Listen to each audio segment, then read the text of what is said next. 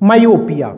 A person suffering from the myopia or short sightedness can see the nearby object clearly but can't be able to see the far objects. Thus, short sightedness is the defect due to which a person is not able to see the distinct object clearly, though he can see the nearby object. That is known as short sightedness. It means all the objects which are near to him or her, he or she can see, but the objects which are far away, that we cannot be able to see. This is known as myopia. It can be corrected by using a spectacle made up of the concave lens of the suitable length. In this, concave lens is there in the spectacles so that he or she can also be able to see the far object.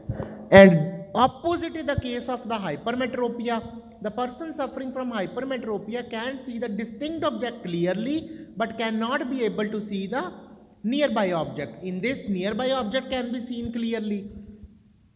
Long-sighted persons have difficulty in the reading because when we have to read something, there is less distance. So that defect of the eye is known as hypermetropia. It is due to which a person is not able to see clearly the nearby object, though he can see the distinct object.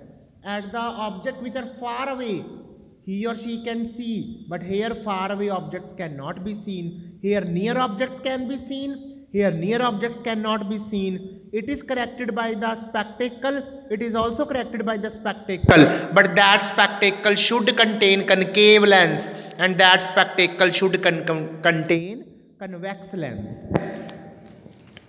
Is it clear? Next is care of eyes. That we should have to take the care of our eyes. The sense of sight is the most important of the five senses. Of all the five sense organs, the sense of the sight is a very much important, and human eye is the most delicate organ in our human body. So we have to maintain its health and take proper care of our human eyes.